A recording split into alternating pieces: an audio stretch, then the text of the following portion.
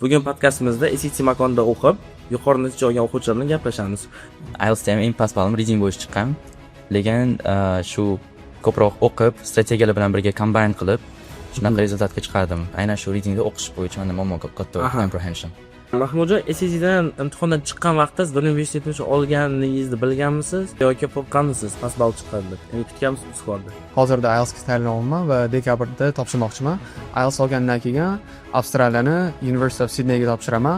Math qismi 790 chiqqan menda, 8 kutgandim, lekin 8 chiqmadi. Bitta qiyin savol bo'lgan, o'shanga ishonmagan bo'lsam kerak, geometriya tegishli. U Nyu-York universitetini Abu Dabidagi kampusini tanladingiz. Nima uchun Amerikadagi emas, nima uchun Shanxaydagi emas? Lekin nima uchun Garvard emas?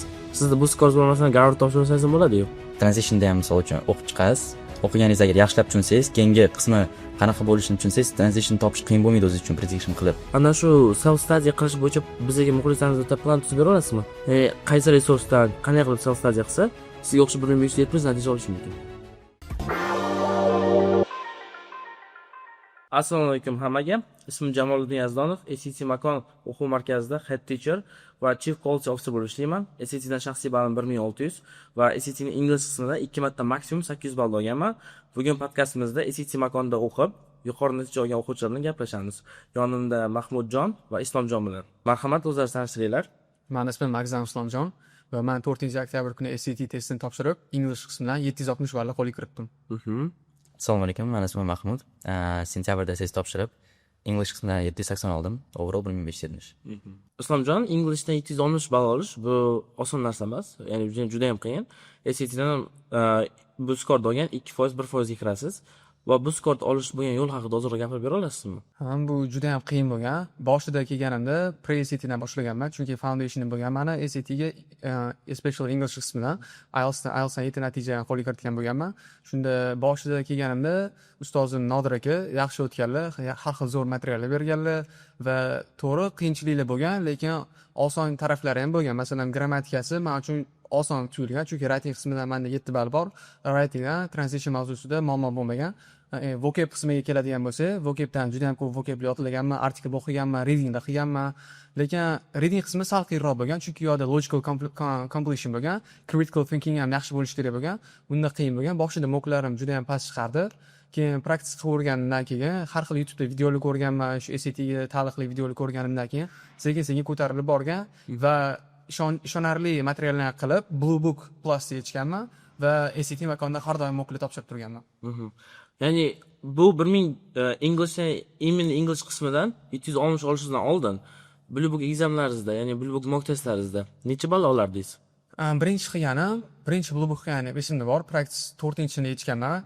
Birinchi bunda timesiz yechganman, under pressure bo'lmagan. Vaqtda stop qilib qo'yishganman. O'shanda 660 chiqqan. Birinchi testim shunaqa bo'lgan. Nodir aka ham xursand bo'lib ketganlar, chunki u payt oxirigacha tugatmagan edim. Men ba'zi bir mavzularni yaxshi bilmas edim. Vocab ham uncha kuchli emas edi.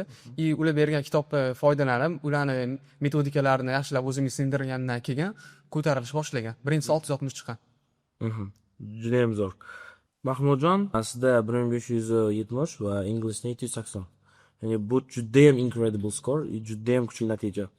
Siz bu natijaga erishish haqida, yo'lingiz haqida qisqacha gapirib bera olasizmi? Xo'p, 780 olish oson bo'lmagan, qiyin bo'lgan, albatta. Men sizga avgustda kelganman. Oldingiz kelganimda rezultatim o'sha Englishdan 600 bo'lgan. Hozir 780 bo'ldi. Bu aytganligidek, grammar qismi uncha qiyin bo'lmagan men uchun. Chunki grammar yaxshi bo'lgan menda oldin, lekin aynan reading bo'yicha juda ham katta muammo bo'lgan menda. Va siz oldingizga kelib har xil strategiyalar tushuntirgansiz, grammatika bo'yicha ham strategiyalar o'rgatgansiz, qanaqa time management qilish, misol uchun kam vaqt ichida ko'proq savollar yechish va yaxshi materiallar bergansiz va shularni yechib shu orqasidan 780 ballga erishdim. Sizga kattakon rahmat siz. Yana bu yerda bitta narsa, bizda SAT makonda o'zining SAT makonni setlari bor. Ya'ni hard SAT sets. Ya'ni bizlar prediction nomida chiqarganmiz. Ya'ni Mart prediction, December prediction, har xil material fayllar.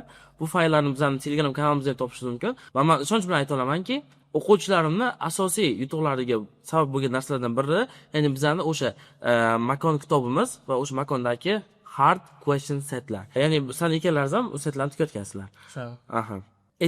SATdan birinchi marta kirgan vaqtingiz o'zingizda qanday his qildingiz? birinchi marta kirganimda unaqa pressure bo'lmagan, chunki undan oldin IELTS testini topshirganman. Qanaqa bo'lishini bilardim. Tepada invigilatorda yuradi, qanaqa nimalar qilish kerak hammasini test bilan yaxshilab o'rganib chiqqan holatda keyin kirdim. Boshida ozgina hayajon bo'ladi, lekin test boshlangandan keyin uncha hayajon bo'lmadi. Chunki IELTS ga qaraganda bu testda uncha hayajon bo'lmadi, chunki IELTS da siz speaking qilasiz, gapirasiz, ekzaminer bilan gaplashishingiz kerak, writingda vaqt qolmay qolishi mumkin, listeningda eshitasiz, lekin bu testda SATda siz faqatgina o'qiysiz, critical thinking ishlatasiz, logic ishlatasiz va savollarga javob berasiz. Mahmudjon, tayyorlanish jarayonida siz qiyin bo'lgan deyapsiz. Ya'ni bu 780 ga erishishimgacha ancha qiynaldim deyapsiz. Ya'ni sizda o'sha yerda eng qiyin bo'lgan vaziyat nima bo'lgan va o'shanga qanday yechim bergansiz? Eng qiyini o'sha reading qismi bo'lgan. Readingda juda ham xatolar ko'p chiqardim, hech olmas edim oldin. Va oldingizga kelib strategiyalar tushuntirdingiz. Unga qo'shimcha juda ham ko'p o'qish kerak ekan. Asosdan readingdan ball olish uchun. Oldin lekin o'qish yomon ko'rganman. IELTSda ham eng past ballim reading bo'yicha chiqqan. Lekin shu ko'proq o'qib, strategiyalar bilan birga combine qilib, shunaqa rezultatga chiqardim. Aynan shu readingda o'qish bo'yicha menda muammo katta comprehension. 780 olish uchun bitta maslahat berish imkoni bo'lsa, agar o'quvchilarga masalan 780 yani sizga o'xshab olish xohlagan o'quvchilarga siz nima maslahat bergan bo'lardingiz? Bitta agar imkon bo'lsa shuni. Bitta bo'lsa o'ylashim bo'yicha ko'proq o'qish kerak. Ko'proq o'qish kerak. Nimani o'qigansiz o'zingiz? Har xil kitoblar o'qiganman. Juda ham har xil mavzulari, ya'ni bitta qanaqa mavzu emas. Politsiyaga tegishli kitoblar o'qiganman, filosofiya, literaturaga tegishli kitoblar juda ham ko'p o'qiganman. Ya'ni bizda SATda o'z aslida readinglari science bo'ladi, literature bo'ladi, philosophy, politics bo'ladi. So bizda ya'ni imенно shu kitoblarni o'qish va ko'proq o'qish sizni o'qish tezligingizni oshirgan. Shunday. Siz o'sha tezligingizga ko'ra, o'sha o'qish tezligingiz, critical thinkingingiz oshganida siz 1570 ga yetib keldingiz. Math qismi bo'yicha nima deya olasiz? Math qismi 790 chiqqanmanda, 8 kutgandim, lekin 8 chiqmadi, bitta qiyin savol bo'lgan, o'shani yecha olmagan bo'lsam kerak, geometriya tegishli. Lekin matematika uncha qiyin bo'lmagan men uchun, to'g'risi, chunki oldin ham matematika yaxshi bo'lganmanda, aynan reading bo'yicha muammo bo'lgan. Har kuni o'qish uchun motivatsiyani qayerdan olardingiz? Motivatsiyani ota-onam berishardi ko'pincha, chunki ba'zi bir paytlar bo'lgan, SATni umuman yig'ishtirib olmoqchi bo'lganman, chunki boshida qiyinchiliklar bo'lgan, ayniqsa matematika qismidan. Lekin ota-onam har doim motivatsiya berib, shu Garvard universitetini aytib, Instagramdan boshqa reelslarni ko'rib, motivation olib, yanada push up qilganman, o'zimni push qilganman. Shunda shu natijaga erishdim keyin. Sizni SAT sayohatingizda eng ko'p qo'llagan inson kim bo'lgan? SAT journey'dan? Yes. SAT journey'da eng ko'p qo'llagan inson meni akam bo'lganlar. Chunki ularda ham SAT bor, ular bilanlarki, o'sha agar odam qattiq mehnat harakat qilsa, o'sha balga erishadi. Chunki ularda ham shunaqa same journey bo'lgan. Ular ham mehnat qilib shu natijaga erishganlar, har doim bitta gap aytardilar. Hech qachon orqaga yurish kerak emas, har doim oldiga borish kerak deb ayturardilar. Mahmudjon, SATdan imtihondan chiqqan vaqtda siz 1570 olganingizni bilganmisiz? Yoki qo'rqqanmisiz past ball chiqqan deb? Ya'ni kutganmisiz skorda? SATdan chiqqanimda men expectationim kutgan ballim 1520 bo'ladi deb o'ylagandim, lekin English 780 bo'ladi deb o'ylamagandim. 750 dan past chiqsa kerak deb o'ylagandim, lekin 700 dan baland bo'ladi deb bilgandim buni. Lekin 570 bo'lishini bilmagandim. Ya'ni bu skor unexpected skor bo'lgan. SATni endi 1600 qilishga bo'lgan maqsadingiz bormi? 1600 qilish maqsadim bor edi, aynan super skor qilmoqchi edim. Agar math 8 chiqsa, lekin chiqmay qoldi. Endi bitta ekzamenda kirib 1600 olishga harakat qilib ko'rmoqchiman. Shu yil, keyingi yili universitetda o'qishga bo'lganimdan keyin. Bolalar, bizda hammamizda top skor olgan vaqt qanaqadir strategiya yordam beradi. Ya'ni o'zingiz qurgan strategiyaga, o'zingiz o'ylab turgan strategiya bo'lishi mumkin. Ya'ni biz darsda bitta strategiya o'rgatamiz, o'z strategiya ustiga o'z bitta strategiya qurasiz. Sizga imенно 760 olishga yordam bergan strategiya nima bo'lgan? Dars paytlari Nodir aka juda ham ko'p metodikalar, texnikalar o'rgatardilar, lekin menga bittasi yoqgan va o'shani o'zimga adapt qilib olganman. Bu hamma biladi, SATda 4 ta question bo'ladi. 4 talasi ichida bittasi to'g'ri answer bo'ladi. Odam o'ziga birinchi skin bilan skan qilib olish kerak, tekstni yaxshilab o'rganib, tez o'qib olish kerak, o'ziga savol berish kerak. Nimaga mana shu savol to'g'riki, nimaga qolgan 3tasi noto'g'ri? Uni proof qilish kerak. Nimaga 3ta savol noto'g'riligini o'ziga proof qilib, keyin o'zi sure bo'lib correct answer olish kerak. Ikkinchisi read like a detective. Detektiv kabi o'qish kerak tekstni, yaxshilab analyze qilib, nima haqida gapiryapti o'ziga boshida savol berib, predict qilish kerak. Qaysi savol mana shunga match qilishi mumkin, qaysi question match qilishi mumkin, predict qilish kerak tugatmasdan oldin. Masalan, transitionga kelganda continuation bo'lishi mumkin, cause bo'lishi mumkin yoki uni solishtirish mumkin. Tekstni o'zida qilib, shunda masalan test agar tekstda continuation bo'lsa, sразу predict qilib in addition yoki additionally shunaqa qo'shishlarni sразу bilish kerak. Shunda vaqtdan ham yutadi. Aha. Rahmat. Siz ham Garvard, Oxford, Stanford kabi top universitetlarga grant yutishingiz uchun SAT sertifikati kerak. SAT ni esa eng yuqori natijani qo'lga kiritgan ustozlar va eng qulay lokatsiyalarda, ya'ni SAT makonda o'rganishingiz mumkin. Agarda siz ham shunday yuqori natijalarni qo'lga kiritmoqchi bo'lsangiz, pastdagi raqamlarga bog'laning. Mahmudjon, siz makonda juda ham qismda o'qigansiz va sразу baland skor olgansiz. Bundan tashqari, seriya makondan tashqarida ham o'zi juda ham ko'p self study qilgansiz. Ana shu self study qilish bo'yicha bizga muxlislaringizga plan tuzib bera olasizmi? Qaysi resursdan qanday qilib self study qilsa, sizga o'xshab 170 natija olish mumkin?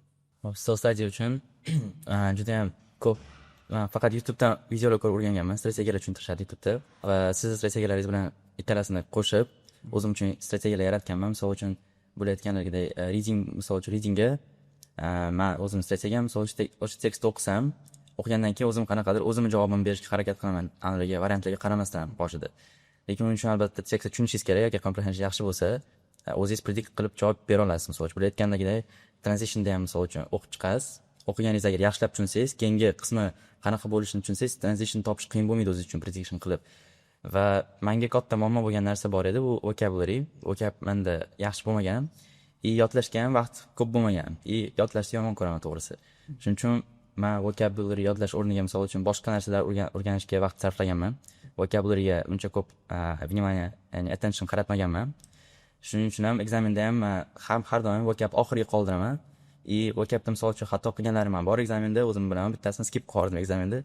Shuning uchun undan ko'ra men vocabdan ko'ra boshqa savol turlariga ko'proq e'tibor qaratib shularga aniqligim o'rganganman. Ya'ni self study vaqtida qaysi materiallarni ishlatgansiz, qaysi kitoblarni ishlatgansiz? Self study uchun practice uchun juda yaxshi sayt bor, OnePrep degan sayt, o'shani ishlatganman. Juda ham ko'p savollari bor. SAT question bank bor, Suite. Blue Book Plus bor, real examlar bor, o'shaning ichida Blue Book o'zi ham bor, practice testlar bor, shularni ishlatganman. Aha. Blue Book Plus'da nechta examen ishlagansiz testgacha? Blue Book Plus'da 25-yil hammasini ishlab chiqqanman. 24-yilda ham yarmini ishlaganman. Aha. Ya'ni shunaqa holatda 8 plus minus 30-35 test ishlagansiz, full test. Aha. Zo'r. Bu skorni olishdan sizda asosiy maqsad bitta. SAT ni olishdan asosiy maqsad hammada o'sha bitta maqsad bo'ladi. Ya'ni dunyoning top universitetiga kirish. Endi masalan SAT ni olib bo'ldingiz. Bundan buyog'iga planlar qanday? Men planim hozir early decision New York universitetida topshiraman. Abu Dhabi kampusiga o'shanga kirishga harakat qilib ko'rmoqchiman. Va undan keyin aytganimdek 26-yil IELTS dan 9 olishga harakat qilmoqchiman. SAT dan 6 olishga harakat bor. Nima uchun aynan New York universitetini Abu Dabida kampusini tanladingiz? Nima uchun Amerikadagi emas? Nima uchun Shanxaydagi emas? Yoki nima uchun Garvard emas? Sizda bu skor bo'lmasa Garvard topshirsangiz bo'ladi-yu. Hop, aynan New York universitetini tanlaganim. Birinchidan ko'plar bilan gaplashib ko'rganimda menga Ivy League'ga topshirish juda ham qiyin deyishgan va shuning uchun ozgina qo'rqib ham qolganman Ivy League'ga topshirish. Chunki NYU ga topshirish qiyin deyishgan menga. Shuning uchun NYU men uchun eng qiyin variant bo'lib qolgan. Ularda compare qilsa Princeton yoki Ivy League universitetlar undan ham qiyin deb o'ylayman. Va aynan Abu Dhabi tanlaganim, birinchidan New Yorkda full ride scholarship bermaydi. Ya'ni hamma narsani to'lab berish, yashash joyi, undan tashqari ham to'lab pullar bermaydi. Abu Dhabida hamma narsa qoplab beradi. Shanxay tanlamaganim, Xitoy o'zi Aziya davlatlari uchun uncha yoqmaydi menga. Shuning uchun Abu Dhabi kampus tanlaganman. Abu Dhabi kampus haqida izlanish ko'rdingizmi? Izlanish ko'rdim, Abu Dhabi kampus bo'yicha aynan nimani so'raysiz? Lokatsiyasi va institutlarga opportunitylar. Institut bitirsa, men bilishim bo'yicha diplom bersa, New Yorkda bitta diplom beriladi hammasida. Shuning uchun menimcha ish topish bo'yicha katta muammo bo'lmaydi Abu Dhabida o'qiganim. Va davlatning o'zi lokatsiyasi menga juda ham yoqadi, chunki issiq davlat. Menga Abu Dhabi, arab davlatlari yoqadi menga, Qatar misol uchun. Shunaqa. Da. Islomjon, sizdachi? Ya'ni SAT ni hozir yuqori natija oldingiz, va bundan keyingi maqsad, bundan keyingi planlar. Bundan keyingi maqsad IELTS dan 8 yoki 8,5 marta olish. Hozirda IELTS ga tayyorlanyapman va dekabrda topshirmoqchiman. IELTS olgandan keyin Avstraliyani University of Sydneyga topshiraman va aprelda dokument yig'ishlar boshlanadi. Agar ungacha SAT olishim mumkin, martda topshirishim mumkin yoki dekabrda topshiraman. SAT ni olgandan keyin Avstraliyaga topshirib va o'sha yerga ketmoqchiman hozirda. Shu. Nima uchun aynan Sydney? Nima uchun aynan Avstraliya? Nima uchun Amerika emas? Chunki menga Avstraliyani odamlari, u yoqni culture, har xil joylari, landscape juda ham yoqadi. Avstraliya tinch, Amerikaga qaraganda ancha saferoq. U yoqda unaqa crime rate ham ancha past. Men topshirayotgan universitet mana soham bo'yicha nomer 1 desa ham bo'ladi, chunki mechanical engineering artificial intelligence u yoqda top darajada va hamma aytishinglar o'sha universitetdan chiqadi deb o'ylayman men. Ya'ni sizda sun'iy intellekt sohasi. Shunaqa. Bolalar, sizlarning kelajakdagi maqsadlaringiz bor ekan, kuchli planlaringiz bor ekan. Ularning hammasiga biz omad tilaymiz va siz ham SAT dan xuddi shunaqa yuqori natija olmoqchi bo'lsangiz, qaysi o'quv markazini tanlashni albatta bilasiz.